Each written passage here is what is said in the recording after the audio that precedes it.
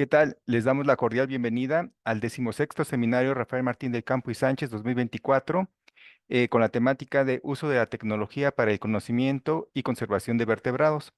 Este evento está organizado por el Laboratorio de Vertebrados de la Facultad de Ciencias de la UNAM, del Departamento de Biología Comparada. Y hoy tenemos el gran gusto y honor que nos acompaña el doctor Alejandro Alagón Cano, del Instituto de Biotecnología de la UNAM, y nos dará la conferencia La biotecnología de los anticuerpos y el conocimiento de venenos para el mejoramiento de antivenenos de serpientes. En este momento, la doctora Kathleen Babb Stanley hará la presentación de su reseña curricular. Adelante, doctora Kathleen. Me va a permitir presentar al doctor Alejandro Alagón Cano, que es médico cirujano y doctor en investigación biomédica básica por la UNAM. Ha trabajado más de 35 años como líder en el Instituto de Biotecnología de la UNAM. Ha tenido colaboraciones estrechas con productores nacionales de antiveneno y ha desarrollado antivenenos de altísima pureza, lo que ha disminuido significativamente las reacciones adversas que antes se presentaban. Ha participado en el diseño de muy diversos antivenenos, lo cual ha contribuido a la industria farmacéutica mexicana y extranjeras. Ha sido investigador corresponsable en la aprobación del antiveneno para las víboras cascabel por la misma agencia en el 2015. En 2004 se le otorgó el Premio Universidad Nacional en el área de innovación tecnológica y diseño industrial. Posteriormente se le otorgó el Premio Nacional de Ciencias y Artes del 2005. En el 2013 obtuvo el Premio Luis Elizondo del Sistema Tecnológico de Monterrey y es investigador emérito del Sistema Nacional de Investigadores. Y recientemente, en el 2018, fue nombrado investigador emérito de la UNAM. Ha diseñado y desarrollado 8 antivenenos para uso en humanos y 4 de uso veterinario, en los que se incluyen antivenenos contra serpientes y víboras de cascabel, contra arañas, la viuda negra y la violinista, y incluso ha participado en la creación de un antiveneno para especies de alacranes del norte de África y Medio Oriente. Agradecemos mucho su participación, doctor, y le cedemos la palabra sin más. Muchas gracias de anticipados.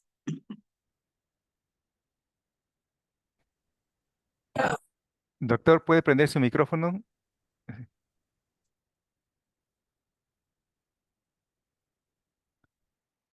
Está del lado izquierdo, doctor Alejandro. Está el icono del micrófono y ahí le da clic para prender.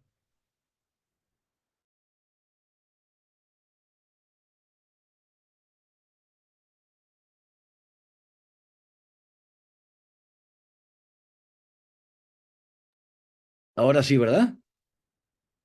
Perfecto, doctor. Ok. Bueno, pues agradezco la presentación de la doctora. Y entonces, bueno, voy a entrar aquí.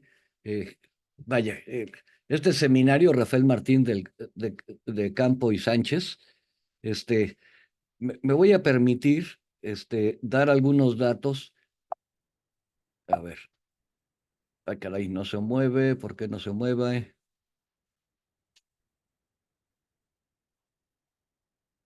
No se mueve la presentación. A ver, déjenme. Ah, ahora sí. Este, Fíjense, el doctor Rafael Martín de Campo y Sánchez nació en Guadalajara en 1910 y murió en 1987 en el Distrito Federal, lo que es ahora la Ciudad de México. Fue herpetólogo y ornitólogo, ¿ok? Se recibió de biólogo en 1931 bajo la tutoría de Isaac Ochoterena, que fue otro gigante de la biología, no solo mexicana, sino también mundial.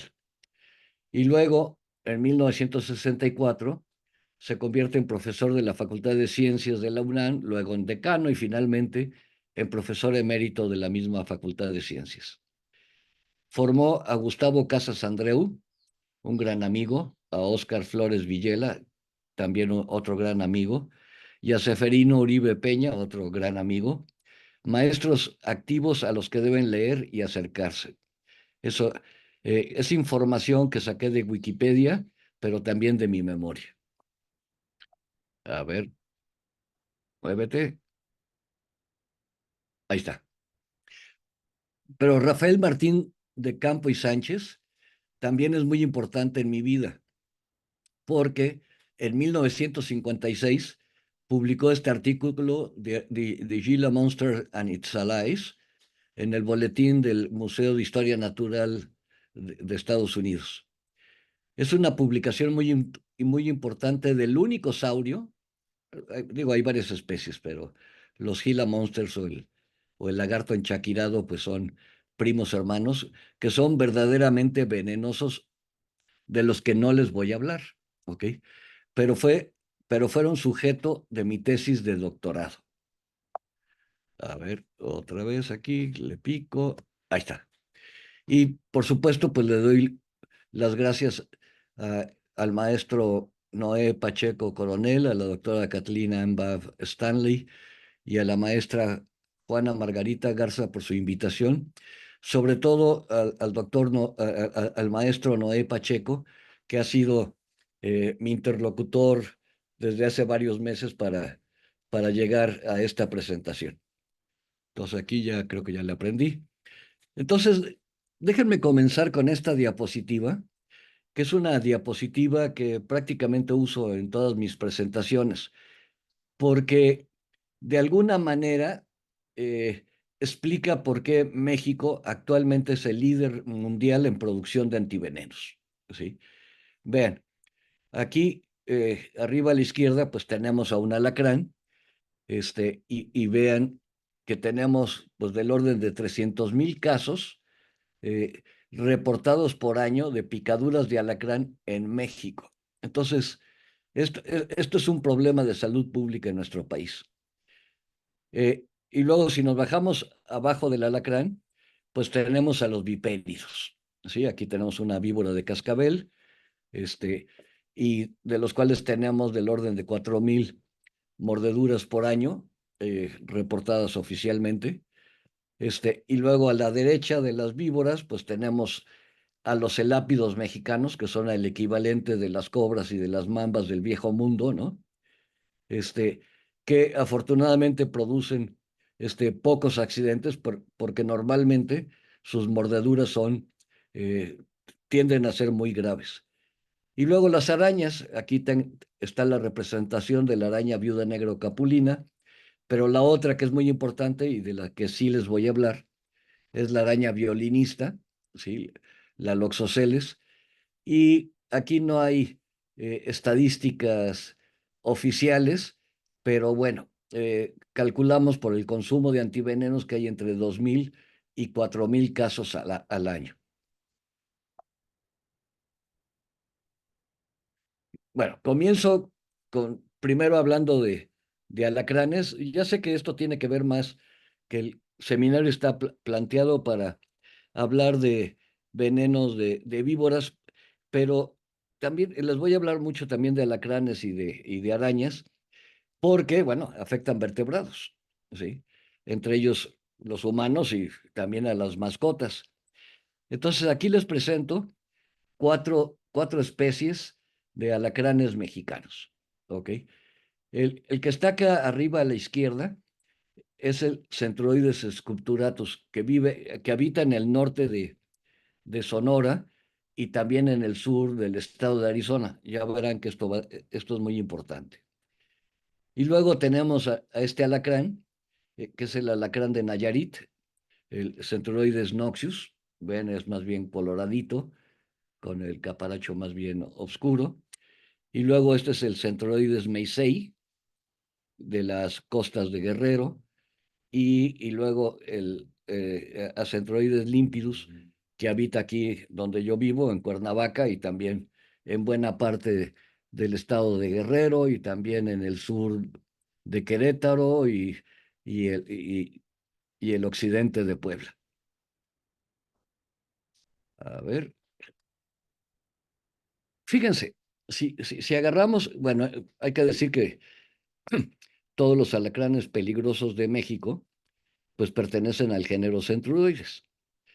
Y si analizamos las toxinas de todos los alacranes peligrosos, ¿no? Encontramos que aquí está este nodo y ven, aquí hay una rama, aquí hay otra rama y aquí hay otra rama. Estas son toxinas que afectan canales de potasio, estas de calcio y estas de sodio. Aquí lo que es muy interesante es que las toxinas que afectan canales de potasio y de calcio, pues realmente no son tóxicas para vertebrados, para mamíferos, ¿ok? Las que son verdaderamente tóxicas son las que afectan los canales de sodio, pero no todos, sino un subconjunto, este que está aquí redondeado en rojo, porque las otras toxinas que afectan canales de sodio, afectan canales de sodio de las presas de los alacranes, que les sirven para paralizarlos, para que se los puedan comer. Pero entonces, esta rama de acá, en esta rama de acá se encuentran las toxinas verdaderamente peligrosas para los humanos, para los vertebrados. Y ahora les hablo un poquito de los venenos de las víboras, ¿sí? Bueno, pues aquí, como ustedes saben, tienen colmillos grandes y móviles, todas son venenosas, comen ratones y lagartijas, esto cambia de acuerdo a su edad. Y bueno, pues hay varios géneros, el Aquistrodon o cantil, luego varias de las llamadas nauyacas, antes llamadas nauyacas, las Cerropidium, Arthropoides y Portidium. Y aquí no estoy representando pues al grupo de las cascabeles, que hay más de 50 especies en México. México tiene la mayor diversidad de serpientes, de víboras cascabeles de todo el mundo. Y bueno, la otra pues que es una especie que subió de Sudamérica, que es la Botrops asper, que ocasiona por sí solo, por ella sola, alrededor del 30% de los accidentes que ocurren en nuestro país. Y vean, ahora nos movemos a los venenos de las víboras, que son muy complejos. Es muy importante conocer los venenos de las víboras para entender cómo hacer mejores antivenenos, cómo hacerlos más eficientes con una cobertura que cubran a todo el país, ¿no? Y vean, aquí estoy usando dos figuras que no son de México, sino esta es de una víbora que habita en África, en el cual se aplicó el veneno en una columna de HPLC, en una columna de cromatografía de alta definición, y cada pico de estos representa un componente distinto, pero, pero muchos de estos picos tienen más de algún componente. Entonces aquí tenemos 38 y si estos pueden tener 3 o 4 componentes cada pico, pues ya se pueden imaginar la complejidad de estos venenos en el que podemos tener alrededor de 100 componentes. Otra manera de ver esto es utilizando esta figura, que es electroforesis en 2 dimensiones, de la nauyaca principal brasileña, la Botrops yararaca. Entonces, aquí lo que se hace es una separación por su punto isoeléctrico y su separación por el tamaño molecular de los componentes. Y cada una de estas manchitas está indicando un componente diferente en el veneno. Claro que hay familias, ¿sí? Como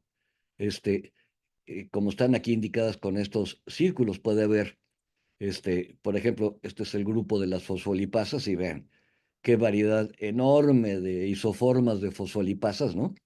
Todas con una masa molecular de 14.000 Daltons, pero con puntos isoeléctricos muy diferentes, ¿así? Y luego tenemos aquí a las serinoproteasas, ¿no? Eh, eh, eh, con diferentes puntos ciseléctricos, aquí algunas metaloproteasas, aquí de bajo peso molecular, aquí otras metaloproteasas de alto peso molecular. Pero vean, los venenos de las víboras son muy complejos. Y este es el punto importante donde entran en juego los antivenenos, porque encontrar un medicamento, una droga que pudiera neutralizar a todos estos componentes, pues prácticamente es imposible. Pero sin embargo, si ustedes tienen anticuerpos policlonales, ¿ok? Producidos, por ejemplo, en caballo, inmunizados con estos venenos, pues van a tener anticuerpos que vayan contra cada una de estos componentes. Entonces, fíjense, en el veneno de las víboras, ya medio se los mencioné en la figura pasada, los tres componentes más importantes para su fisiopatología son el grupo de las proteasas, metaloproteasas, el grupo de las serinoproteasas y el grupo de las fosfolipasas. Dentro de las metaloproteasas, pues tenemos a estas de alto peso molecular, que son las llamadas de tipo 3, que afectan a las proteínas del tejido conectivo, ¿sí? Colágena, elastina, fibronectina, laminina, y que son enzimas que se encuentran en los venenos esencialmente de todas las víboras y son las que ocasionan el daño local con hemorragias locales, ¿ok? Y las bulas y la destrucción de la piel donde mordió la víbora. Y luego tenemos a las metaloproteasas tipo 1, que es muy interesante porque degradan el fibrinógeno. Ustedes saben que el fibrinógeno es la proteína precursora de la fibrina. La fibrina es la proteína que produce los coágulos en una costra cuando se cortan. Lo que van a tener ahí es fibrina coagulada también con plaquetas. Entonces, si las metaloproteasas tipo 1 degradan fibrinógeno, pues van a producir coagulopatías. O sea, sobre todo son problemas en el paciente en el que no puede coagular la sangre. Y luego tenemos a las serinoproteasas. Estas son muy interesantes, también actúan en fibrinógeno, pero no lo degradan como lo hacen las metaloproteasas tipo 1, sino que lo activan anómalamente. El fibrinógeno tiene tres cadenas, la cadena alfa, la beta y la gamma, ¿sí? Entonces, el fibrinógeno normalmente es activado para dar fibrina utilizando trombina, ¿ok? La trombina nuestra. Y ahí corta dos péptidos, uno en la cadena alfa y otro en la cadena beta, generando el péptido alfa y el péptido beta. Y entonces la fibrina eh, queda establecida establemente. En cambio, las serinoproteasas, o bien, bueno, preferentemente cortan la cadena A o la cadena B del fibrinógeno. Y lo que hacen es generar un fibrinógeno que sí coagula, pero que es inestable.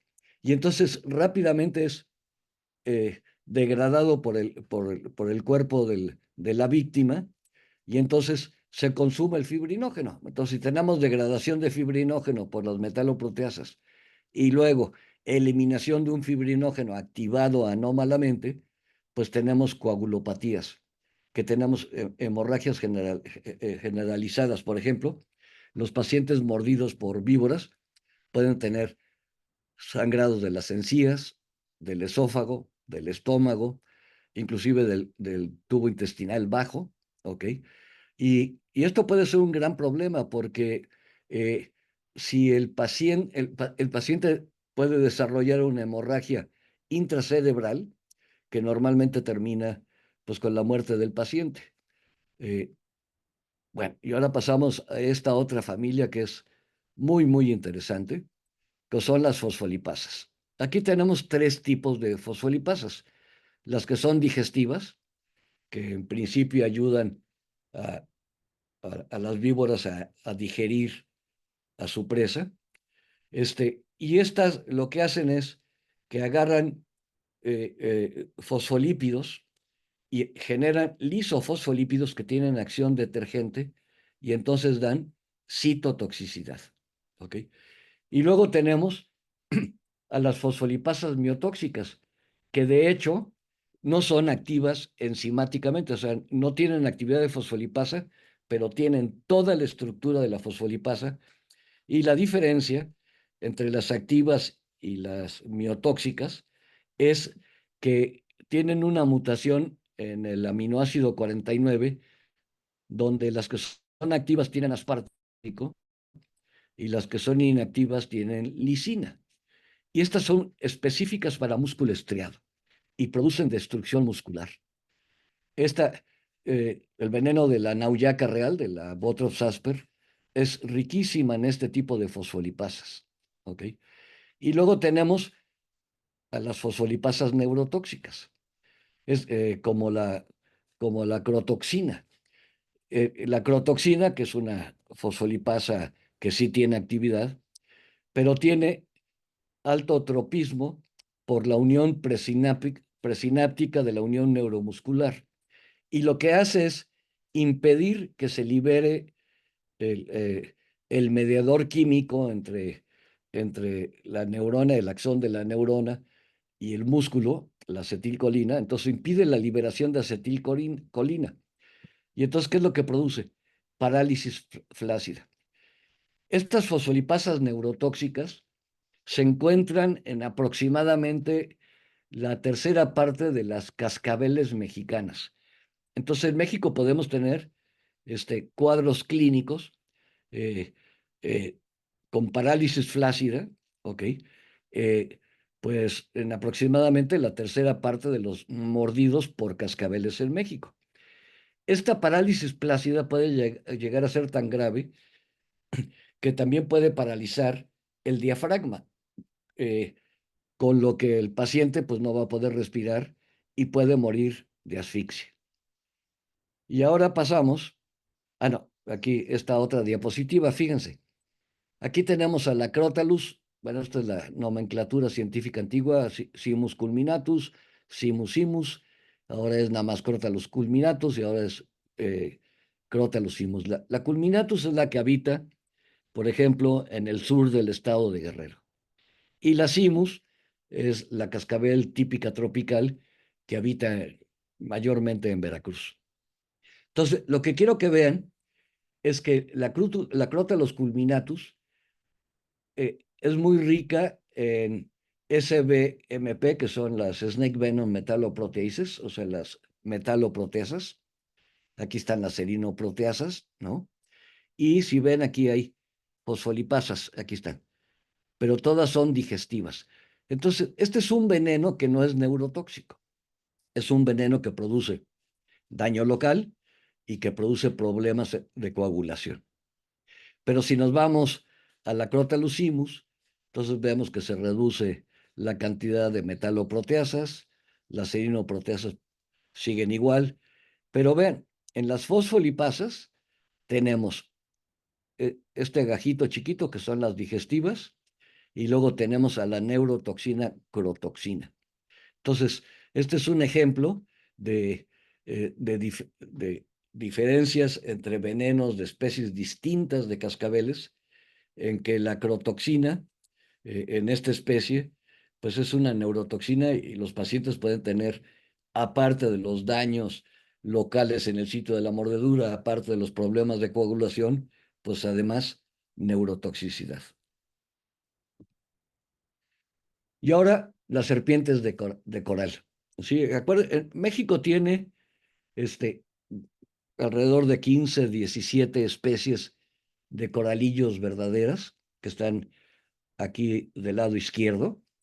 Entonces aquí, por ejemplo, tenemos a la Micrurus tener, que si se fijan, pues tiene este patrón que se habla mucho, de que es un anillo negro rodeado de dos anillos amarillos o blancos.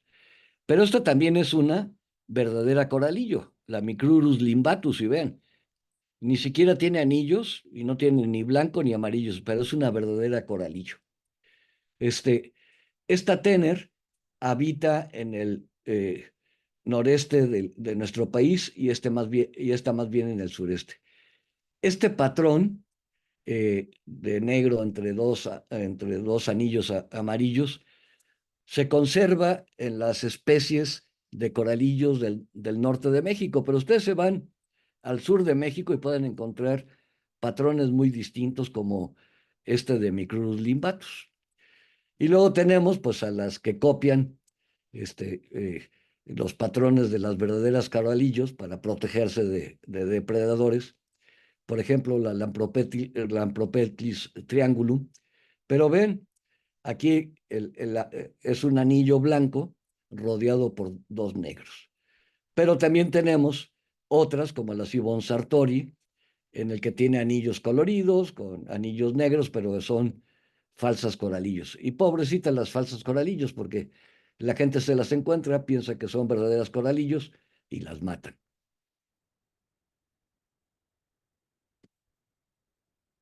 Y ven, en México, como ya les dije, los representantes de la familia Elápide, pues son las coralillos, las micrurus, ¿ok? Pero también tenemos una serpiente marina, que ya le cambiaron el género, pero yo el que me acuerdo es el de Pelamis platurus, ¿no? Que es una serpiente con un veneno muy tóxico, afortunadamente muy tímida, entonces, pues prácticamente no hay accidentes por Pelamis platurus, que solo habita en la costa del Pacífico. Entonces, aquí los colmillos son pequeños, todas son venenosas, son ofiófagas, comen otras serpientes, ¿ok? Y son tímidas y semifosoriales. Entonces, estos colmillos son fijos. Normalmente las coralillo, cuando muerden, se quedan enganchadas algún ratito para poder inyectar bien el veneno, a diferencia de las víboras, que el ataque es en menos de un segundo, ¿no? Y en menos de un segundo inyectan el veneno. Y estos venenos de las coralillos son bastante más simples que los de las víboras, ¿ok? Fíjense, tenemos fosfolipasas y tenemos lo que en inglés se conoce como three finger toxins. Las fosfolipasas de los elápidos no se parecen a las fosfolipasas de las víboras, aunque tienen el mismo efecto. Inhiben la liberación de acetilcolina en la unión neuromuscular. Y las tres finger toxins, o una, por lo menos parte de ellas, lo que hacen es que tienen un efecto tipo curare. ¿Esto qué quiere decir? Que se unen al receptor de acetilcolina en la membrana del músculo y entonces eh, bloquean la acción de la acetilcolina. Acetilcolina que está inhibida su liberación por las fosfolipasas, pero también las toxinas de tres dedos pues tienen este efecto tipo curare y entonces pues la parálisis respiratoria en el caso de los coralillos pues puede ser muy grave, ¿no? Aquí sí la gente, si no es tratada de manera adecuada, si no se les da el antiveneno, si no hay un respirador artificial, pues se mueren de asfixia.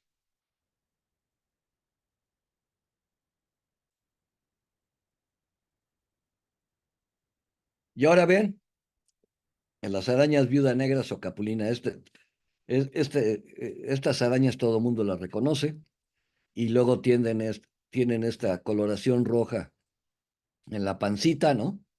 Que típicamente pues son dos triángulos tocándose en un vértice como si fuera un reloj de arena, pero este patrón puede cambiar mucho. Y ven la tela, ¿sí? La tela. La tela es completamente dispersa, ¿no? Heterogénea, pero muy dura. Entonces, aquí tienen una viuda negra con sus zotecas. Estos son saquitos en los que ponen sus huevos. Aquí puede haber, pues de 200 hasta 500 huevecillos desarrollándose, ¿ok? Y es muy interesante porque las arañitas, cuando salen, eh, hacen un agujerito en esta oteca, en este saco de huevitos, y empiezan a salir una por una las viuditas negras. y esperan a que haya un viento o un aire que sople, entonces sueltan una telita de araña, ¿sí? Y empiezan a fluctuar en un fenómeno que se conoce como ballooning, o sea, globeando, ¿no? Y entonces se han encontrado arañitas de estas a 3.000 metros sobre la superficie de la Tierra, ¿no? Flotando, flotando, entonces su dispersión puede ser muy extensa. Y aquí es donde vean la distribución de las Latrodectus, ¿ok? En todo el mundo. Entonces, vean, están por todos lados, ¿ok? Y en gran parte de que estén en todos lados se explica por esta capacidad de dispersión que tienen cuando son arañitas. Y entonces es muy interesante porque si ustedes analizan, este, bueno, estas arañas tienen, aquí sí el veneno es mucho más simple desde el punto de vista de las toxinas que son activas para vertebrados. Aquí la única toxina que es activa para vertebrados, incluyendo al hombre, ¿no? Pues es la alfa-latrotoxina. Por supuesto que tienen otros componentes, pero como en el caso de los alacranes, son para paralizar a sus presas, ¿no? A insectos, a otras arañas, e inclusive algunas latrodectus se llegan a comer algunas lagartijitas, ¿no? Pero ahí la latrotoxina es la que actúa. Entonces, si ustedes comparan las secuencias de la alfa-latrotoxina de, de muchas especies, en particular por ejemplo, de la Mactans, que vive en México, y la de Tredecimutatus, que habita en gran parte de Asia, ¿no? Y también parte de Europa, y luego la Hasselti, que habita en Australia. Esta está introducida en Japón desde Australia, ¿no? Y analizan la secuencia de la alfa-latrotoxina, que es una toxina muy grande, que tiene 1.300 aminoácidos. Las toxinas de los alacranes tienen alrededor de 65, 69 aminoácidos, y este es un toxinón enorme, es una de las toxinas más grandes que puedan encontrar, ¿ok? Este, y tienen 97% de sus aminoácidos son idénticos. Esto tiene, pues, un uso práctico, porque el veneno que se produce en México neutraliza a las de Rusia y de Europa, a las de Australia. El antiveneno que se produce en Australia neutraliza a las mexicanas, porque son neurotoxinas altamente parecidas. ¿Qué es lo que hacen? Las toxinas, la alfa-latrotoxina lo que hace es inducir la liberación masiva de neurotransmisores, ¿ok? Entonces, afortunadamente no puede atravesar la barrera hematocefálica, porque entonces sería tremendo. Su acción es en el sistema nervioso periférico, y lo que hace es, el paciente empieza a sudar muchísimo, siente que se muere, tiene dolores musculares en los miembros y en el abdomen, ¿ok? Y el paciente se la puede pasar así 24, 48 y 72 horas sin poder beber, sin poder comer, sudando, sintiendo que se va a morir. Y curiosamente, el antiveneno revierte este efecto en cuestión de 20 minutos. Es una toxina tan grande, está pegada a la sinapsis de cualquier neurona, porque les digo, a ver, ¿qué pasó? Reporte, a ver. ¿Sí me oyen? Sí. Bueno, bueno. Sí, escuchamos bastante bien. Ok, sí, es que me salió aquí un anuncio que quién sabe qué quería decir. Entonces, Escuchamos. ok. Entonces, el, los pacientes sienten que se mueren, pero les ponen el antiveneno y en 20 minutos están completamente recuperados. Y aquí lo que pasa es que está la toxina, que es tan grandota, pegada al receptor, llega el anticuerpo, lo despega y se revierte todo el cuadro clínico. Y ahora hablemos de los anticuerpos, porque como les he dicho, eh, para el caso de los alacranes y para el caso sobre todo de las víboras, pues tener antídotos contra todas las toxinas que se encuentran en un veneno, pues solo se puede atacar, al menos por el momento, con anticuerpos. Y aquí les enseño pues, la estructura tridimensional de un anticuerpo, ¿ok? Entonces, los anticuerpos están hechos de 4 cadenas. Esta roja y luego esta azul, que son las llamadas cadenas pesadas, porque son más largas que la verde y la amarilla, que son cadenas ligeras. Las cadenas ligeras son iguales entre sí en un mismo anticuerpo y las cadenas pesadas son idénticas entre sí en un mismo anticuerpo. Entonces, lo que quiero que vean es que el anticuerpo, que pertenece a la familia de las inmunoglobulinas, ¿no? Tiene la forma de una Y, ¿ok? Con un brazo a la izquierda, un brazo a la derecha y el palito de la Y. Pero aquí hay una región que es muy importante para lo que se refiere a los anticuerpos que actualmente se utilizan en México y también en algunas otras partes del mundo, que es esta región, la región bisagra de los anticuerpos o de las inmunoglobulinas.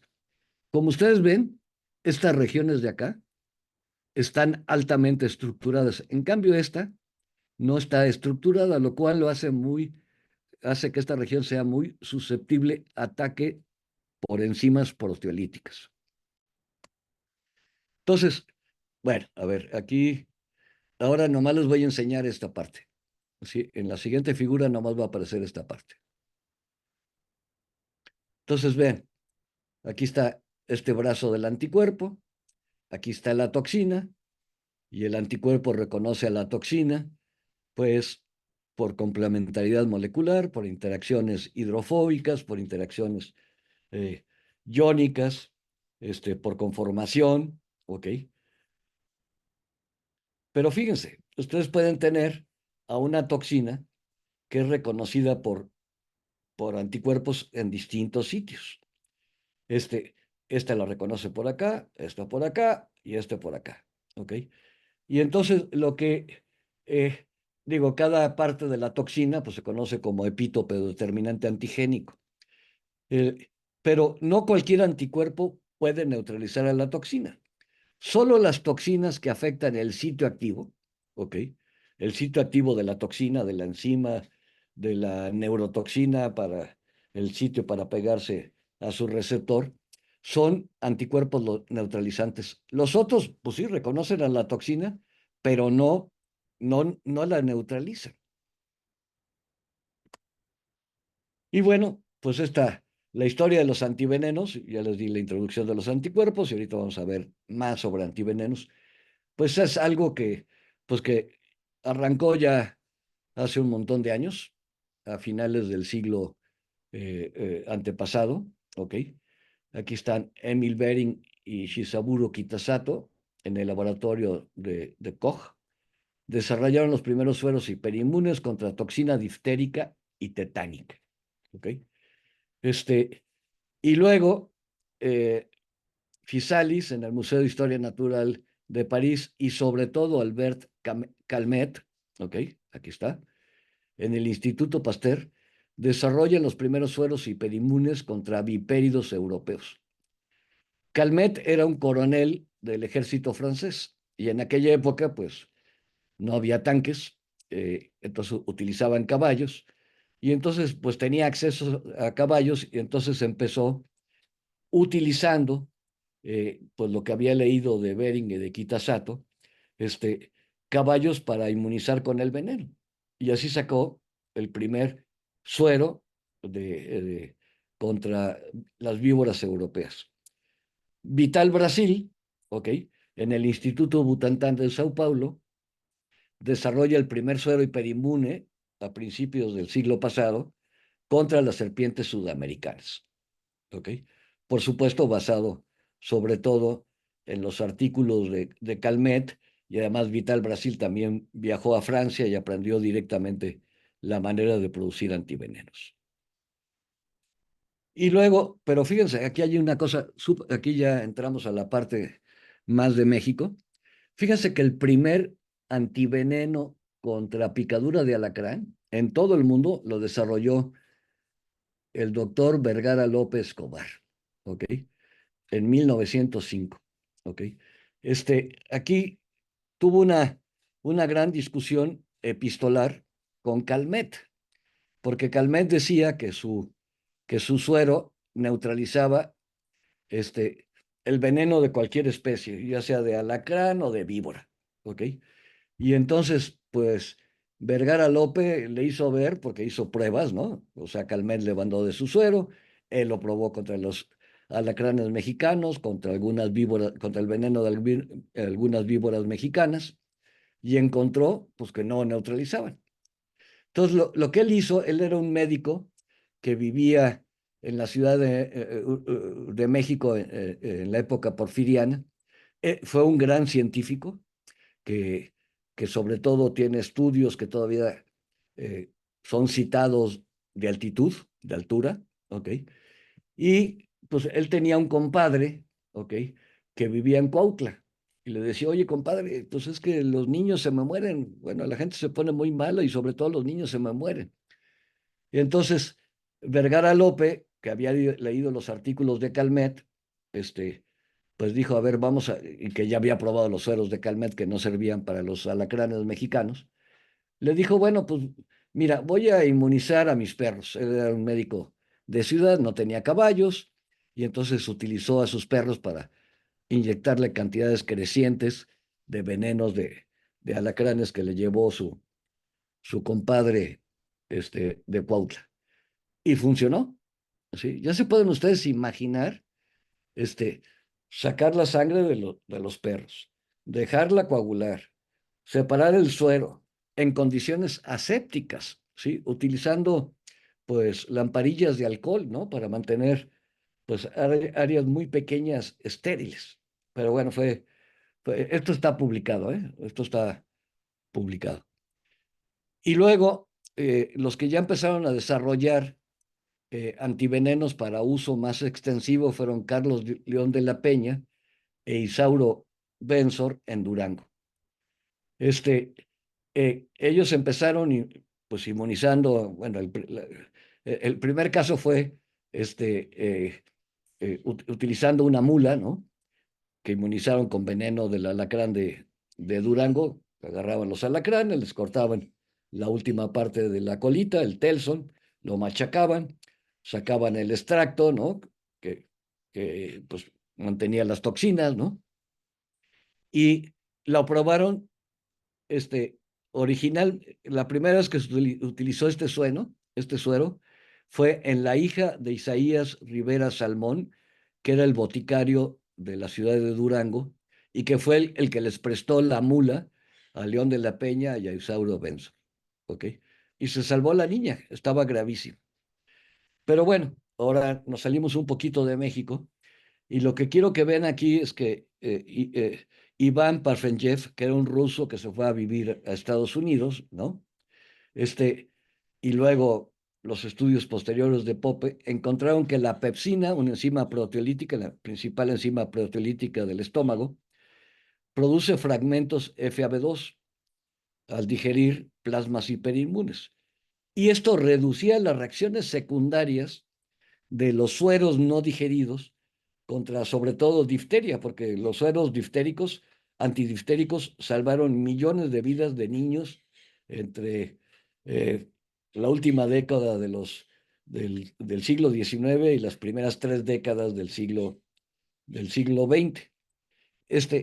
Estos trabajos, los trabajos de Parfenjev, de alguna manera pasaron desapercibidos porque fue cuando se desarrolló ya la vacuna antidiftérica, ¿ok?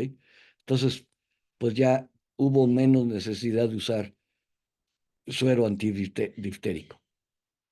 Y luego, ya para 1948, A.J. Harms ya tiene un artículo en que describe a detalle la producción de antitoxinas FAB'2. Ahorita les explico qué es esto.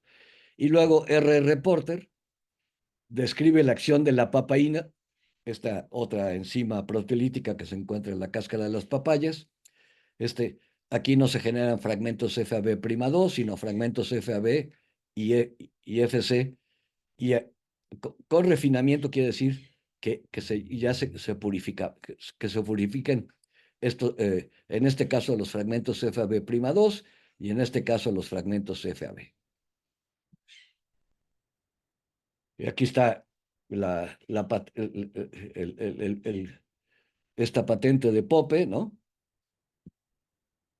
Y vean, otra vez una caricatura. Bueno, aquí está la estructura tridimensional de un anticuerpo y aquí una caricatura de un anticuerpo. Entonces, lo que ustedes pueden ver es que si digerimos con papaína, se digiere la región bisagra por arriba donde se encuentran él o dos o tres, dependiendo de la clase de inmunoglobulina, por arriba del puente disulfuro. Entonces corta aquí y entonces se liberan dos fragmentos FAB, 1, 2, 2. Y el fragmento FC. FAB quiere decir fragmento con actividad de antibody, de anticuerpo, porque acuérdense que donde se pega el antígeno es son en estas partes. En cambio, el FC es muy importante para las funciones efectoras de los anticuerpos, que no son necesarias para neutralizar los componentes de los venenos. Entonces, pues aquí es separar el FC del FAB y entonces pues podemos tener antivenenos hechos de FAB. La pepsina digiere por abajo del puente disulfuro y, y se digiere por completo al FC, ¿ok? Remover al FC, ya sea por digestión total o quitándolo completamente, es muy importante, porque el FC es la parte de los anticuerpos que está glicosilado, o sea que tiene azúcares. Y los azúcares de los anticuerpos de los caballos son diferentes a los azúcares que tienen los anticuerpos humanos. Entonces, si uno inyecta el anticuerpo completo, pues puede haber reacciones secundarias por anticuerpos contra esta región glicosilada. En cambio, si la remueven y usan anticuerpos FAB'2 o FAB, pues quitan este componente y los antivenenos se vuelven más seguros. Entonces tenemos tres tipos de antivenenos. Los de primera generación, sueros crudos, la seroterapia, ¿no? O sea, los caballos, el suero de los caballos, o sea, esto era pues verdaderamente jugo de caballo. El suero contiene más de 100 proteínas distintas, donde una de ellas, la más abundante, es la albúmina sérica. Y los que siguen pues son las inmunoglobulinas, pero hay todavía 90 y tantos componentes más. Entonces, la seroterapia funciona muy bien, pero da muchas reacciones secundarias, como reacciones alérgicas, como enfermedad del suero, ¿sí? Y luego tenemos los antivenenos de segunda generación, que son las inmunoglobulinas purificadas, que es lo que se conoce como inmunoglobulinoterapia. Esto se desarrolló mucho durante la Segunda Guerra Mundial, en que hacía falta tener fracciones de suero, de plasma, distintas pues, para tratar a los soldados heridos en el frente. Y los de tercera generación, que pueden ser fragmentos FB'2 o FAB purificados, y es lo que actualmente se conoce como faboterapia. Y es muy fácil, usando un gel de poliacrilamida, de los normales que cualquier estudiante que llega a un laboratorio pues, de biología molecular o de bioquímica o de toxicología, aprende a hacer el primer día, ¿no? Entonces, vean, estos son antivenenos de verdad. Este es un antiveneno hecho por Merck contra la Trodectus. Y este es suero de caballo crudo. Y ustedes pueden ver, aquí está la albúmina, la proteína principal, aquí está la región de las inmunoglobulinas, ¿sí? Este es otro suero, sí no les digo porque son mis cuates de quién son, y además ya es de hace mucho tiempo, ya esto ya lo tienen muy bien, ya lo tienen controlado, en el que tienen las inmunoglobulinas purificadas, pero este lote en particular de antiveneno tiene el gran pecado de que tiene algo de albúmina, porque la albúmina es una proteína altamente alergénica entre mamíferos, ¿sí? Y este es un faboterápico FA2. Entonces, vean, se digirió y bajó de 160,000 alrededor de 110,000. Y estos son en condiciones reductoras que no les voy a hablar de esto en este momento. Y entonces, fíjense, aquí, este es un dato muy importante. Cuando a ustedes los vacunan, pues contra rabia, contra poliomielitis, las vacunas típicas de la infancia, menos del 0,1% del total de anticuerpos, ¿sí? Están dirigidos contra el antígeno vacunal, o bien un paciente que se recuperó de una infección, los llamados convalecientes, solo el 0,1% del total de anticuerpos van en contra, pues, del virus del cual se recuperó la persona. Pero aquí fíjense, una persona adulta pues tiene del orden de 5 litros de sangre, ¿ok? Y entonces pues tiene del orden de 3 litros de plasma, ¿no? Y los anticuerpos están en el plasma y aunque se encuentren en pequeña cantidad, el volumen del plasma es muy grande, entonces pues hay muchos anticuerpos. En cambio, en el suero de caballos hiperinmunizados, porque aquí lo que vamos a hacer es una transferencia pasiva de los anticuerpos, de los favoterápicos del caballo, a un humano, a un perro, a un animal, ¿sí? Mordido o picado, ¿ok? En el cual, en un volumen pequeño, que le van a inyectar, pues tiene que tener un montón de anticuerpos, pues para que sea equivalente a la cantidad que tienen los pacientes, vacunados. Entonces, por ejemplo, los caballos hiperinmunizados, ¿ok? Contienen del 25 al 30% del total de sus anticuerpos, del total de sus anticuerpos van contra el veneno de víboras. En el caso de los alacranes, del 9 al 11%, y en el caso de las arañas, del 3 al 5%. Y los caballos viven normalmente. ¿Ok? Entonces, aquí les indico los pasos utilizados en la fabricación de favoterápicos. Entonces, de hecho, hay una etapa anterior a lo que viene aquí. Aquí se los voy a enseñar, que es pues la inmunización de los caballos y bueno, y mantener a los caballos en magníficas condiciones para que produzcan títulos altos de anticuerpos neutralizantes. Entonces, vean, están muy consentidos, todas las mañanas se les da alimento para caballo, se les suelta en potreros y se alimentan de pasto, ¿no? Tienen muchos amigos, se les baña una vez por semana y cada uno tiene su bozal identificado para, por si algún caballo le da catarro, pues no infecta a los demás. Y la inmunización se hace de la siguiente manera. Es una inmunización que llamamos en rosario, en el que se inyectan cantidades pequeñas en volumen de veneno en diferentes puntos, ¿ok? De tal manera que los componentes de los venenos llegan a un gran número de células presentadoras de antígenos para que sean presentados a los linfocitos B, que van a ser los productores de anticuerpos. Este proceso de inmunización tarda entre 5 y 6 meses. O sea, por supuesto que que los caballos ya tienen anticuerpos mes y medio, 2 meses después, ¿ok? Pero estos anticuerpos normalmente no tienen títulos neutralizantes, son anticuerpos que están reconociendo las toxinas por lados no neutralizantes. Y hay que madurar la respuesta inmune durante 6 meses para, para que se tengan los mayores títulos o las mayores cantidades de anticuerpos neutralizantes. Entonces, ya una vez que los caballos están bien neutralizados, bien inmunizados con altos títulos de anticuerpos neutralizantes, entran a una manga, ¿sí?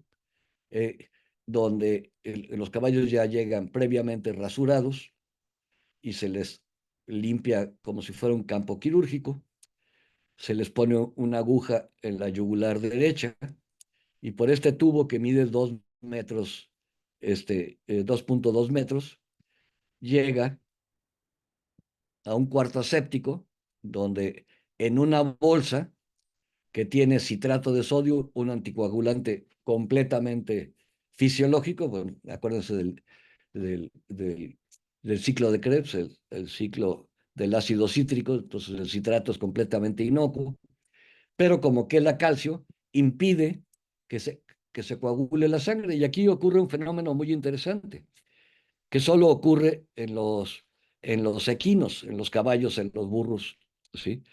Que la separación del paquete celular de la sangre ocurre muy rápidamente. En cuestión de hora y media, ustedes ya tienen separado el plasma del paquete celular. ¿Y esto ocurre por qué? Porque los eritrocitos de los caballos se apilan como si fueran monedas, entonces obviamente pesan más y la sedimentación es muy rápida. ¿Okay?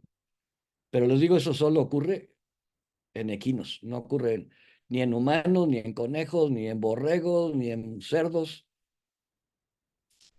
Y luego, después de una hora y media, pues ustedes agarran y transfieren el paquete celular a otra bolsa, ¿ok? Que contiene solución glucosada con salina. Entonces controlan el peso del plasma que obtuvieron. Y entonces una hora y media o 2 horas después le están regresando el paquete celular a los caballos. ¿Ok? Entonces los caballos se convierten en donadores de plasma, no donadores de sangre, lo cual permite que esto ocurra cada 4 semanas. Entonces cada 4 semanas se le sacan 5.3 litros de sangre, se le regresa el paquete celular, dan en promedio 3.2 litros de plasma, que es donde se encuentran los anticuerpos, y así, y los caballos viven normalmente. Tenemos caballos viviendo de esta manera desde el 2008 y siguen completamente felices. Y esta es la conclusión de todo lo que les acabo de decir, ¿no? Que solo los caballos felices pueden producir plasmas con potencias neutralizantes elevadas. Entonces, ahora sí, bueno, pues ya les enseñé que se colecta la sangre, los paquetes celulares se devuelven a los caballos, y luego los plasmas, perdón,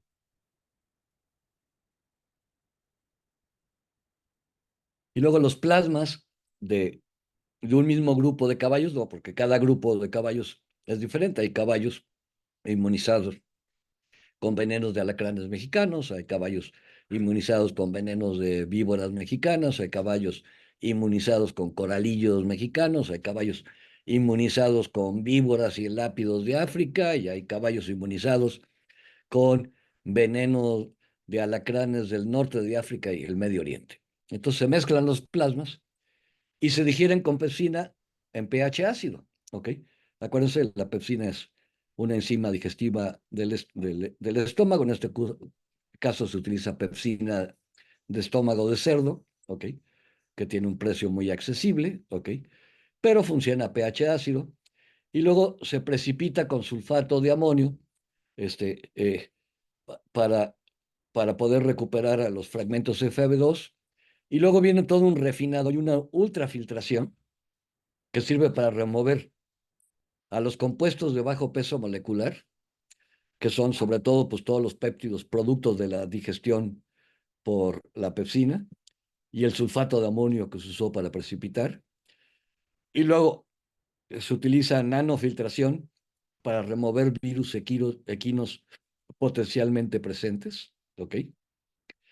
Y luego viene esta etapa, este paso, ¿ok? Que realmente, si ya viene de una nanofiltración, la esterilización por filtraciones en filtros de 0.22 micrómetros, y la nanofiltración estamos hablando de nanomicras, ¿no? Entonces, pero bueno, eso lo pide las farmacopeas de todo el mundo, ¿ok? Y se llenan los viales en condiciones asépticas y se liofilizan. Entonces, los antivenenos mexicanos vienen como pastillas secas que se reconstituyen en segundos. No hace falta cadena fría, se pueden guardar a temperatura ambiente. Obviamente no lo pueden dejar en el coche eh, eh, sin sombra, y donde puede aumentar la temperatura a 45, 50 grados. Y, y tampoco es necesario el uso de antimicrobianos, como fenol, cresol o timerosal, que se usan en antivenenos líquidos. Entonces, aquí ya está la composición de un flavoterápico, ¿sí? Y ven, esta es una diapositiva histórica, utilizando dos pacientes mexicanos tratados con el flavoterápico, con alacramín. Y ven, ustedes miden los niveles de veneno en sangre y desaparece, pero luego. En cambio, estos son pacientes de Tucson, Arizona, que no fueron tratados con antiveneno y vean, los niveles de veneno permanecen pues muchas horas en circulación. Y este es un estudio clínico, los resultados de un estudio clínico en el que se trataron niños picados por alacrán en Tucson, Arizona. ¿Ok? En Tucson, Arizona, la manera de tratar a los niños picados por alacrán era meterlos a terapia intensiva y ponerles esta droga que es midazolam, que es como un Valium, pero que se elimina rápido, entonces se puede titular rápidamente, para mantener a los niños quietos, ¿sí? Sedados, y si necesitaban respiración artificial, les daban respiración artificial, si necesitaban líquidos, pues los canalizaban una vena. Y entonces, vean, entonces aquí se utilizó un placebo y el antiveneno. Entonces, ve, aquí está, los pacientes tratados con el placebo se utilizaban cantidades enormes de midazolam. En cambio, los pacientes tratados con el antiveneno, este era un estudio doble ciego, o sea, el médico no sabía si era placebo ni la enfermera o antiveneno, pero pues sí le ponían un poquito al principio, pero ya después ya los síntomas pasaban y entonces ya no había necesidad de utilizar más midazolam. Y aquí tienen, a las 4 horas, el 100% de los pacientes tratados con antiveneno fueron dados de alta, ¿sí? Sin sintomatología sistémica. Todavía puede quedar el dolor en el sitio de la picadura, pero estoy hablando de sin sintomatología sistémica. En cambio, de los tratados con el placebo, solo el 15% se había dado de alta a las 4 horas. Y, y más y el 85% ya fue dado de alta a las 2 horas. Y aquí están los niveles de veneno, ¿no? Medidos a 1 hora y a las 4 horas. Con el placebo, pues vean, todavía hay veneno circulante a las 4 horas. Y los que usaron antiveneno, pues desaparece el veneno y, y no se puede detectar a las 4 horas. Y aquí está este producto que en Estados Unidos se conoce como Anescorp, aprobado por la FDA el 3 de agosto del 2011, ¿ok? Y que es equivalente a la alacramín que usamos en México. Esta es la doctora Boyer, que fue la que organizó los estudios clínicos para la Anascorp y también para la Navip, que es el equivalente al antivipmin, es para las víboras, ¿ok? Y luego, aquí están las arañas violinistas, me voy rapidísimo porque me quedan 5 minutos. Este, Estas son las arañas violinistas, ¿no? Aquí tienen la silueta del violín en el caparazón. Aquí las típicas arañas loxoceles con las patas dobladas. Esta, la loxoceles de Bonetti, que vive pues tanto aquí en Morelos como en parte de Guerrero, una lesión típica de mordedura por loxoceles, ¿ok? Y lo interesante es que todas las acciones tóxicas desarrolladas inducidas por el veneno de loxoceles dependen de una sola enzima, la esfingomielinasa D. Tienen otros componentes, pero de nuevo, que son para paralizar a las presas de las que se alimentan. ¿Ok? Entonces, ¿qué fue lo que hicimos? Pues purificamos a las toxinas del veneno, las secuenciamos parcialmente en la aminoterminal y pudimos clonar a las esfingomielinasas, que también le pueden llamar ustedes se les llama también como dermotoxinas o necroxinas, ¿ok? Y ven, ahora la producimos en bacterias E. coli completamente activas y ahora inmunizamos a los caballos con la proteína recombinante, ¿ok? Entonces, en una semana podemos producir necrotoxina equivalente a lo que se obtiene eh, de 5,000 arañas, ¿no? Y esto es suficiente para para inmunizar a los caballos que producen al reclusmin, ¿no? ¿Sí?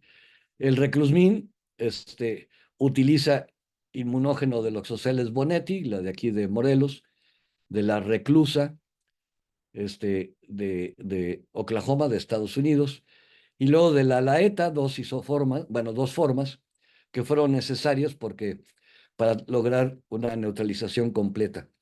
Entonces, este antiveneno, pues en realidad cubre a todas las arañas violinistas de todo el continente americano. Y aquí la heroína que hizo los estudios clínicos en México fue la doctora María del Carmen Sánchez. Aquí están una lista de 16 antivenenos en los que hemos participado en su desarrollo, ¿no? Y también hemos estado ahora trabajando con antivenenos para, para el Subsahara y para el Medio Oriente y el norte de África, Medio Oriente y norte de África.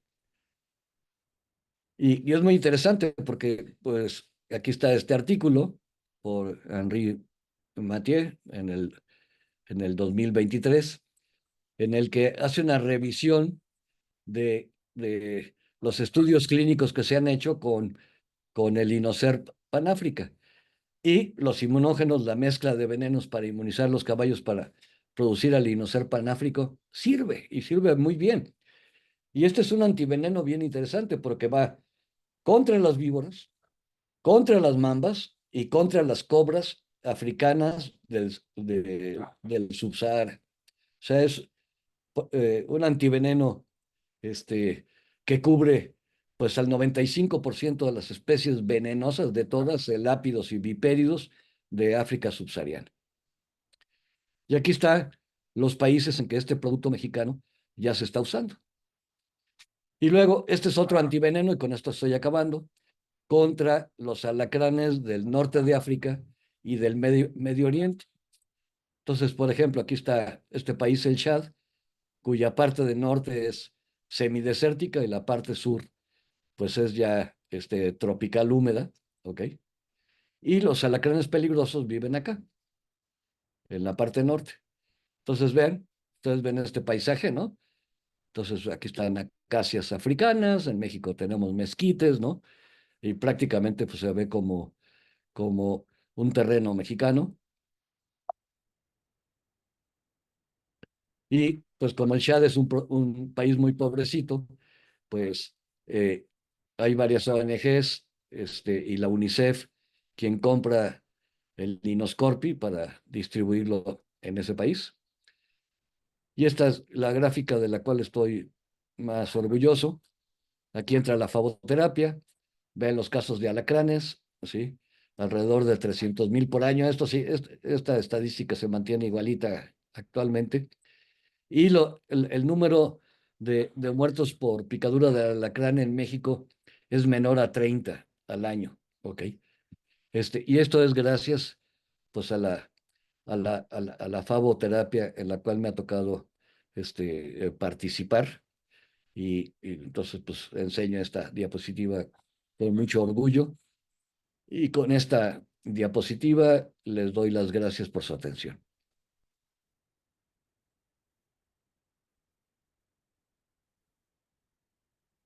Y si hay preguntas, con todo gusto, o comentarios, con todo gusto los oigo y los escucho. Muchas gracias, doctor Escalagón.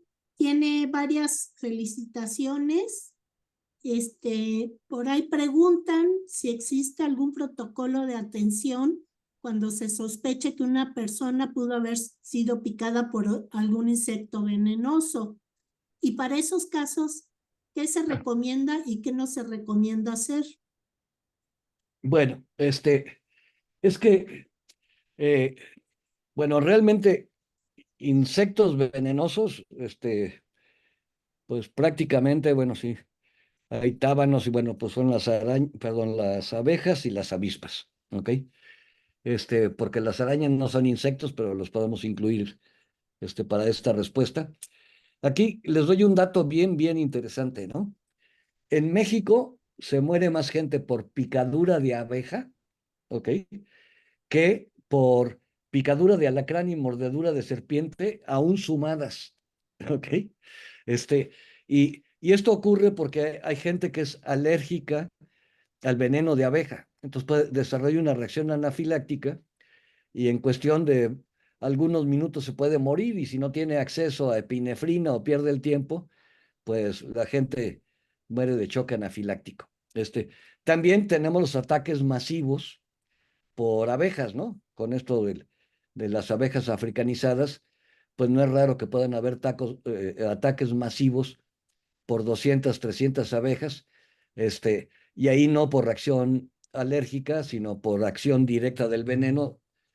Cada una de las abejas contribuye con un poquito de veneno, y pues la gente puede morirse directamente por la acción del veneno de las abejas. A ver, protocolo. Bueno, en piquete de alacrán no hay problema porque el piquete de alacrán siempre es muy doloroso y la gente se da cuenta, aunque esté dormida, ¿sí? Este, eh, un bebé en una cuna que se despierta llorando inconsolablemente, que la mamá no lo puede consolar, en lugares alacránicos hay que sospechar que es piquete de alacrán y llevar al niño lo más rápido a un centro médico, ¿ok? Piquete de abeja, pues esa obviamente se sienten. Las, el problema está en el piquete de las arañas, tanto de la Latrodectus como de la Loxoceles.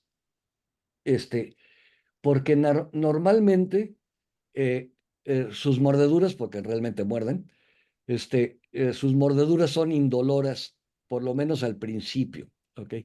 Entonces, normalmente la gente no se da cuenta, sino en el caso de las violinistas comienza a darse cuenta, pues ya 2, 4 horas después, a veces a las 12, a las 24, en el que comienza una lesión en la piel, en el sitio de la mordedura, este, que se va necrosando y que puede extenderse o nomás permanecer ahí y recuperarse. El problema es cuando se extiende, que ahí típicamente el paciente llega al médico a las 48 horas, en los 2 días de la picadura, sin tener certeza de que fue una araña violinista, y entonces el médico pues tiene que hacer el diagnóstico basado pues en la lesión de la piel, ¿ok? Y como son casos relativamente raros, no todos los médicos tienen el ojo clínico para hacer el diagnóstico de mordedura de violinista. Entonces, sí puede ser un problema. Entonces, eh, típicamente, el, eh, pues después de que pasaron 24 o 48 horas después de la primera consulta con el médico, pues lo mandan a otro hospital más grande y ahí consultan a algún experto, que en ocasiones soy yo, en otras ocasiones es la doctora María del Carmen Sánchez. Nos mandan fotografías y hacemos el diagnóstico. En muchos casos son nada más infecciones subcutáneas, ¿ok? Pero en otros muchos casos sí son verdaderos loxocelismos. Y bueno, pues se le recomienda utilizar el antiveneno, entonces se consigue el antiveneno, y normalmente la respuesta al antiveneno es muy buena. ¿Por qué? Porque está la lesión, se pone el antiveneno y es como, toman ustedes una fotografía y ya no avanza la lesión. Y su recuperación es mucho más rápida que sin antiveneno, ¿ok? Este, con las arañas viuda negra, eh, este, les digo, la mordedura no se siente, pero típicamente es más fácil darse cuenta porque normalmente son arañas que están en muebles de jardín, ¿no? Porque hacen sus telas de araña abajo, entonces uno mueve la silla, siente la tela, ¿no? Y a lo mejor siente un poco el piquetito y se voltea a ver a la araña, ¿ok? Este, eh, y ahí el cuadro clínico pues es muy típico, ¿no? Son esto de las sudoraciones profusas, los dolores musculares, los dolores de miembros y de vientre. Y entonces ahí el diagnóstico pues es más sencillo y ahí no hay necrosis de piel, ¿ok? es completamente neurotóxico y como les dije, el antiveneno quita todas esas molestias en cuestión de 20 minutos. Entonces, no sé si contesté la pregunta adecuadamente. Sí, muchas gracias. Carmen le agradece su excelente ponencia y me pregunta que qué características fisiológicas han determinado el empleo de los caballos para la fabricación de los favoterápicos y si Mira, se, y si sí, se pueden emplear otras especies animales como perros o gatos para emplearlos. sí, a ver, sí, es una pregunta muy interesante. A ver, aquí, acuérdense de Calmet, que les dije que era un coronel del ejército francés, y él empezó a utilizar caballos, ¿ok? Porque los tenía ahí disponibles. Y realmente los caballos han resultado ser unos animales maravillosos para producir anticuerpos y antivenenos. Para empezar, pues son animales grandes, ¿ok? De 500 kilos, se le pueden sacar, como les dije, 5.3 litros de sangre y luego 3 litros de plasma cada 4 semanas. Son animales muy inteligentes que aprenden luego a entrar a la manga, ¿no? A comportarse bien. Ya saben que su único trabajo es producir plasma hiperinmune. Entonces son caballos, son animales muy inteligentes. En cambio, con las vacas, porque también hemos hecho experimentos con las vacas, para empezar, los títulos de anticuerpos para nada suben como en los caballos, ¿ok? Utilizando los mismos esquemas de inmunización que usamos en caballos para vacas, ¿ok? Las vacas son medio tontas, entonces no aprenden, entonces hay que meterlos no en una manga, sino en una trampa que los apachurran que les agarran la cabeza, ¿no? Les apachurran el cuerpo, entonces es muy estresante para las vacas.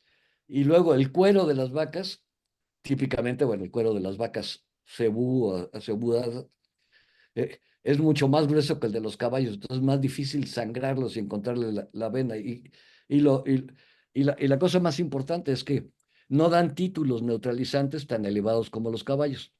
Hay una, eh, eh, los borregos sí dan buenos títulos neutralizantes.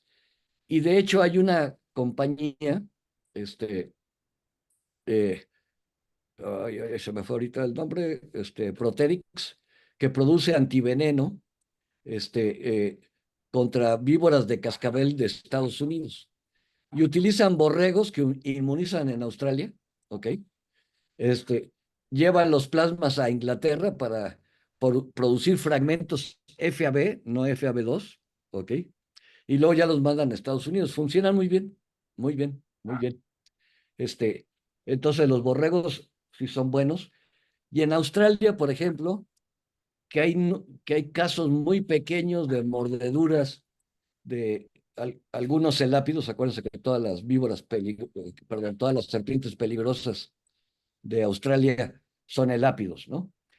Entonces, hay pocos casos ocasionados por ciertos elápidos. Entonces, de hecho, producen los anticuerpos en conejos, porque como solo se van a usar en 1, 2, 3 pacientes, pues 2 o 3 conejitos alcanzan para producir los anticuerpos necesarios para tratar a esos pacientes. Por supuesto que purifican los anticuerpos, ¿no?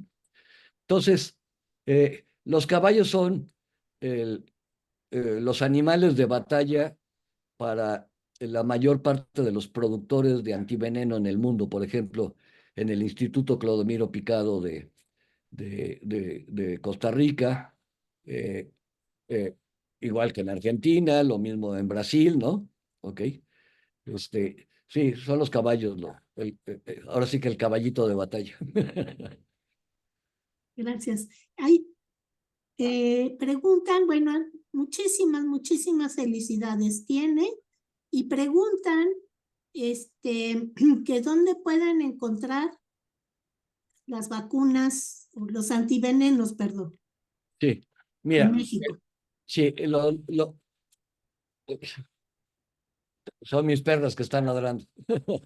No se Este, escuchan. Mire, en los lugares donde ellas la crean peligroso, por ejemplo aquí en Cuernavaca, prácticamente en cualquier farmacia ustedes pueden ir a comprar el alacramín, ¿ok? A ver, voy a cerrar la puerta a ver si.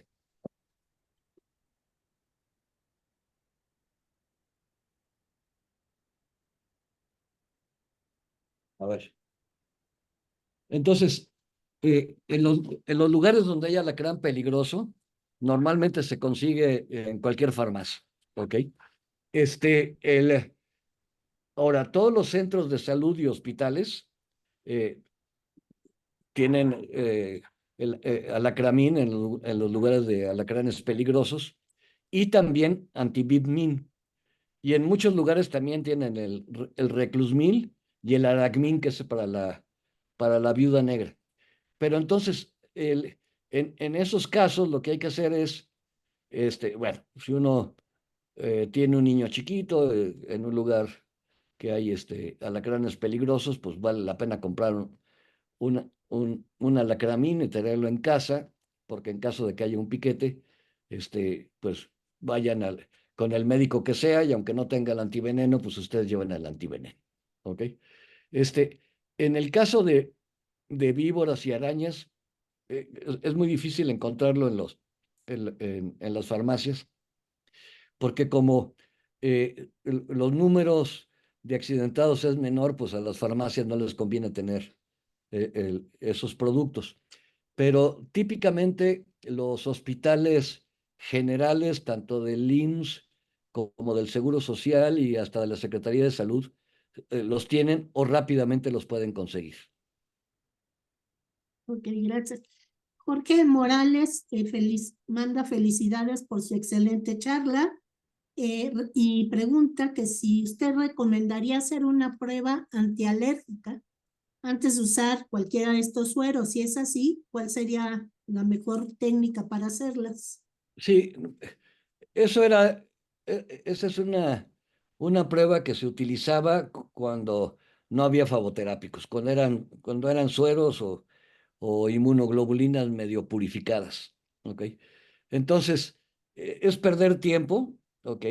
Eh, el- y luego estas pruebas también pueden desarrollar una reacción anafiláctica en caso de que hubiera, si fuera la persona sensible, pero además la seguridad de los favoterápicos es altísima. Eh, las reacciones secundarias que ocurren, bueno, enfermedad del suero no tenemos registrado una sola, ¿ok? Y aquí estoy hablando de datos de Estados Unidos, donde sí dan seguimiento muy estricto a los pacientes.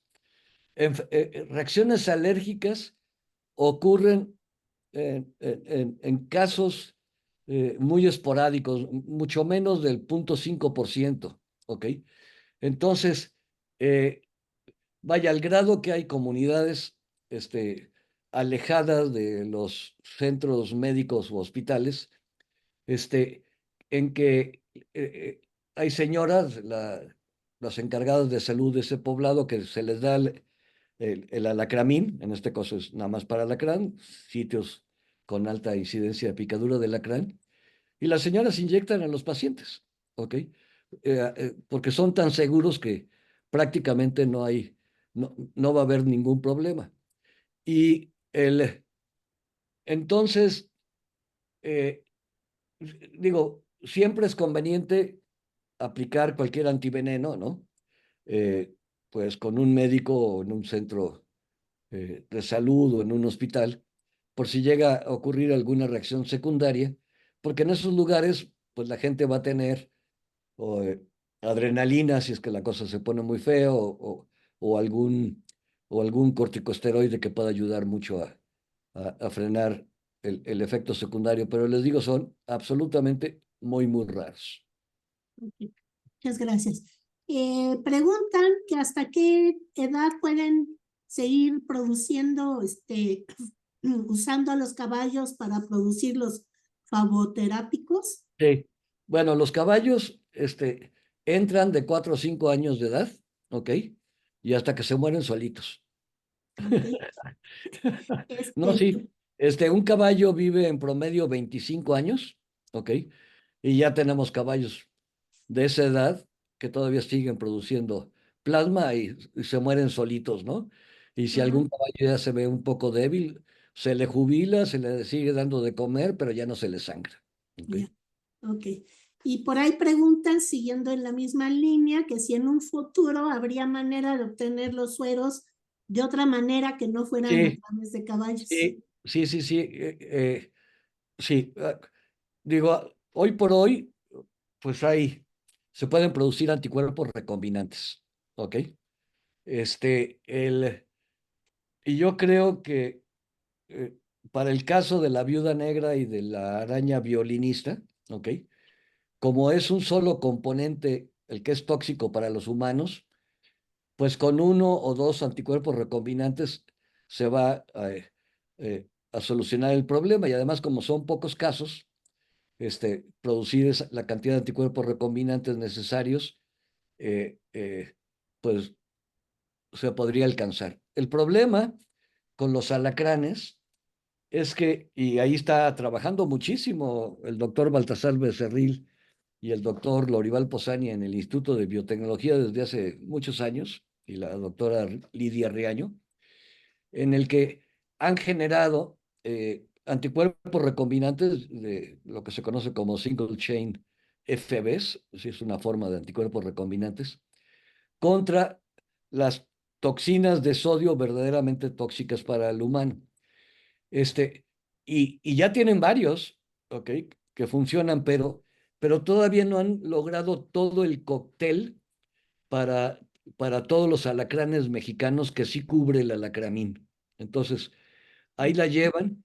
Y el otro problema que van a tener es producir estos anticuerpos en las cantidades tan grandes que hacen falta, ¿no? Porque como les digo, hay 300,000 casos de picados por alacrán al año en México, ¿no? Entonces, bueno, pero eso no quiere decir que no lo vayan a lograr y que digo, a lo mejor en 2 o 3 años la producción de anticuerpos monoclonales en cantidades enormes es posible y de manera barata. Para serpientes ahí sí está bien, bien difícil, porque como les dije, son venenos muy complejos, ¿sí? Que varían entre adultos y juveniles, inclusive entre una misma especie de una región geográfica a otra. Entonces, ahí sí, contar con toda una mezcla de anticuerpos monoclonales contra todos los componentes, yo lo veo absolutamente muy, muy difícil. Que tiene, la mayoría son más que preguntas, son felicidades por su excelente trabajo, ¿no?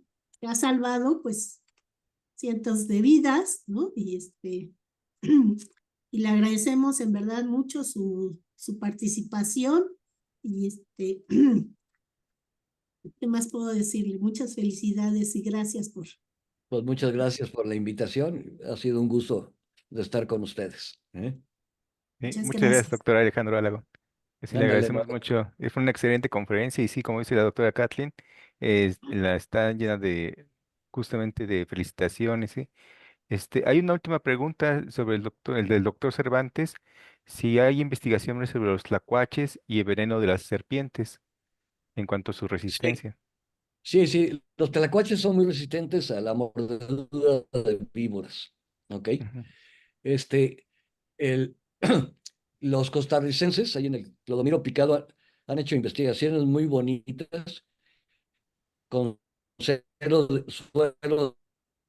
de tlacuache y veneno, sobre todo de la nauyaca.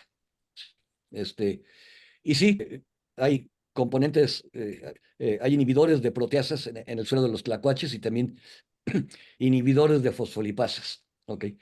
Este, entonces, eso explica la resistencia de los tlacuaches. Ahora, utilizar esos inhibidores en lugar de, aunque se pudieran obtener fácilmente, en lugar de los antivenenos, pues nos mete en otro rollo, ¿no? Porque son animales, marsupiales más alejados que los caballos del hombre, entonces probablemente serían altamente inmunogénicos. Entonces, Mm. pero vaya, eso explica la explicación básica científica de por qué los tlacuaches son resistentes, es de que tienen inhibidores circulantes en su sangre contra varios de los componentes, en este caso del veneno de la nauyaca. Perfecto. Muchas gracias, doctor Aragón. Por correo le voy a mandar su constancia, por participación en el evento y le compartiré el link de su video. Ok, Le muchas agradecemos gracias. mucho, doctora Alagón. De hecho, también tiene saludos desde el Instituto de Biología de Ecosur en Campeche, desde Mérida, Yucatán, y bueno, se han conectado de diferentes lados del país. Le Muy agradecemos bien. mucho, doctor Alejandro Aragón. Y bueno, nada más a nuestros asistentes, los invitamos que el próximo 10 de septiembre se conecten a la misma hora, ya que tenemos la conferencia del doctor Carlos Jorge Robinson Mendoza del Instituto de Ciencias del Mar y Limnología de la UNAM y nos dará el tema de cambios en el ecosistema pelágico del Golfo de California y la resolución de las Naciones Unidas sobre el cambio climático referente a los arreglos de financiamiento para responder las pérdidas y daños asociados sobre efectos de cambio climático. Les agradecemos mucho y nos veríamos el próximo 10 de septiembre. Muchas gracias, doctor Alejandro Aragón. Luego, Sí, que les sí, vaya sí, muy hasta bien. Hasta luego. luego, muchas Hasta luego. gracias.